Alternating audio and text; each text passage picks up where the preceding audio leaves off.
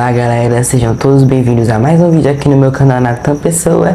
E hoje, isso mesmo gente, já estamos no quinto filme dessa franquia muito popular que começou lá nos anos 90 e que foi idealizada por Kevin Wilson. Aquela história que a gente já conhece sobre eles. Porém, infelizmente, o Wes Craven não volta porque foi de arrasto em 2015. Então, os roteiristas e a direção deste quinto filme, que lançou lá em 2022, Pânico 5, foi responsável pelo filme muito divertido, Casamento Sangrento. Parece que a receptividade desse filme aqui foi boa pelo crítico e pelo público. E eu gostei do filme, mas qual é o tamanho desse gosto? Então, se você quer saber o que eu quero falar sobre este filme, sim, bora!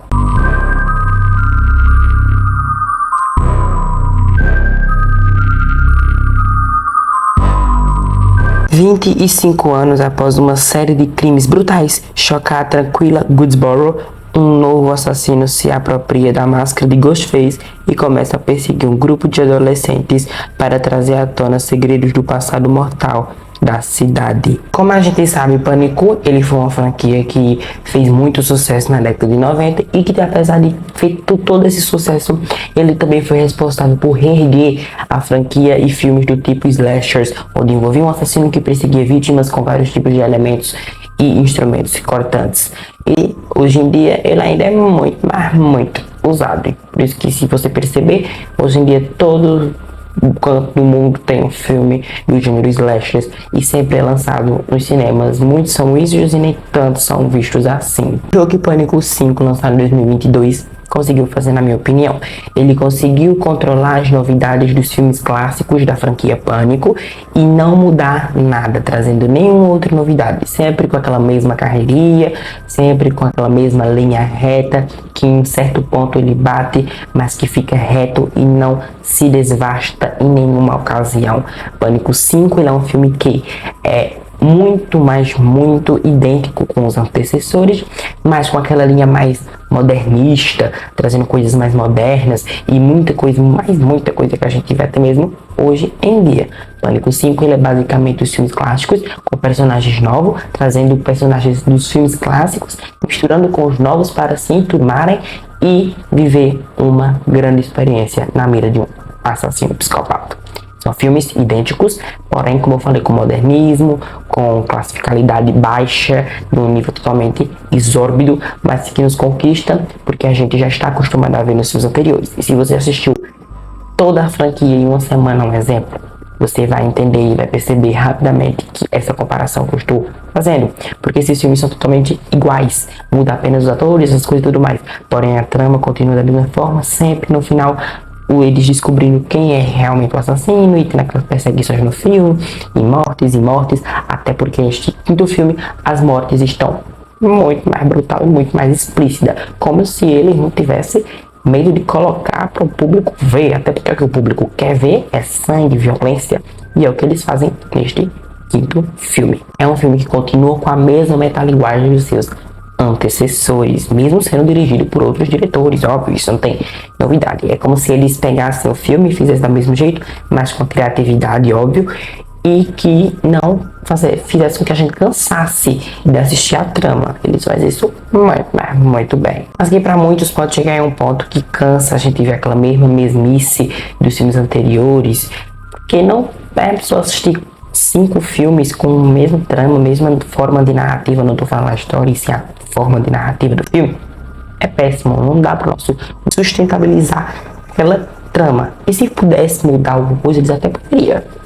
Não mudaram, porque foi opção deles, mas também não causou nenhum pânico no público, porque o público amou esse filme, até porque são fanáticos dos outros filmes anteriores, e se o filme tem a mesma base que esse, eles vão gostar desse também. O filme é basicamente a mesma coisa, gente. É aquele negócio de que o assassino aí por causa disso, ele ali por causa daquilo, porque ele fez isso, é porque ele, não é porque ele. E aí fica jogando aquela confusão na nossa cabeça pra gente adivinhar quem é, e aí os personagens vão sendo perseguidos, um morre ali, outro morre cá, outro não morre, o outro desaparece, e aí é a mesma coisa dos filmes anteriores que a gente já conhece. Agora, pro agrado das pessoas terem amado este filme, porque quem viu as críticas do Rotten Tomatoes sabe muito bem disso, e também para as pessoas profissionais que trabalharam para poder criticar esta obra, sabe muito bem que isso é um filme Pânico mesmo, porque ele pega os mesmos procedimentos dos filmes anteriores, por isso o motivo deles gostarem.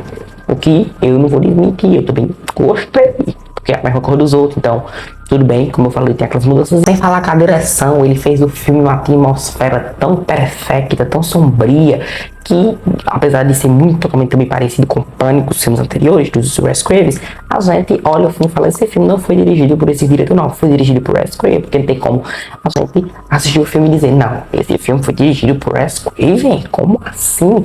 Não tem como ser outros diretores, é a mesma atmosfera que dos filmes anteriores. E o assassino aquele não tá que nem nos filmes anteriores, que ele só dava facada e acabou. Ele é aquele tortura mesmo. Faz sangrar, quebra o braço, faz coisa horrorosa no filme, coisa bem horrorosa, cheia de sangue, ixi, que horror. Aí deixa a gente pensar na cadeira, até porque os efeitos especiais desse filme estão muito bons. E é o que faz com que os atores também sejam bons, não só pelos seus intérpretes, e sim pelas suas dublagens, atores e tudo mais se envolvem na trama. E a gente acaba se envolvendo junto, é uma coisa horrorosa, aquele monte de sangue. É um dos filmes mais pesados de toda a franquia até então. Os diretores, eles passaram totalmente pelos mesmos procedimentos dos filmes anteriores, o que fez com que eu amasse ver o filme, até porque ele é um filme bem mais modernista, como eu falei, traz as mesmas coisas, mesmos momentos, mesmas populações abríticas, no caso do filme, né, a narrativa, uma história totalmente redondinha e que me conquistou de uma forma que eu falo, este filme não foi dirigido por eles, foi por Wes Craven, não tem condição. E como eu falei, a única coisa mesmo que me decepcionou assim foi o roteiro cair na mesmice dos outros filmes. Só isso mesmo. Foi a única coisa que me deixou assim meio, mesma coisa. Aí é quando o filme chega no terceiro ato que a gente olha aquela revelação final e fala, minha gente, o que vocês fizeram? Vocês fazem coisa melhor. No primeiro e no segundo, a gente viu revelações bombásticas que a gente deixou de queixo caído. Neste filme a gente tem uma revelação tão pobre, um negócio tão... É ele o assassino.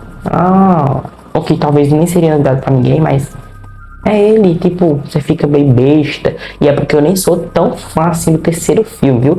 Mas eu gostei mais do final desse terceiro filme do que esse quinto filme aqui, gente, pelo amor de Deus. E Pânico 5 deixa a gente decepcionado com o enredo dos personagens novos que estão na trama e com os velhos, que nem dá tanta atenção assim. Aí você aí em casa que está assistindo meu canal fala, e os personagens novos que entraram na trama?